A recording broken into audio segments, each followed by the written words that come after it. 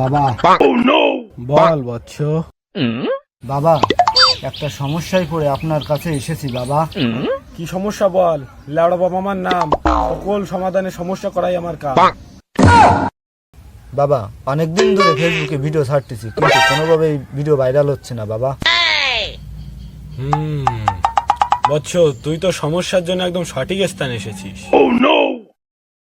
এই নে বৎস, এর মধ্যে তোর সকল সমস্যার সমাধান আছে।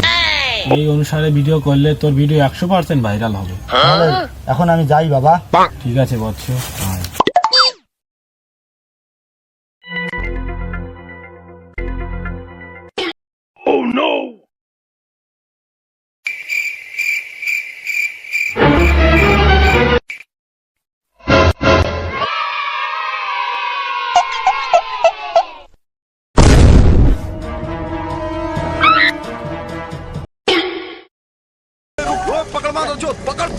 তুই করেছিস তো ভালো করেছি।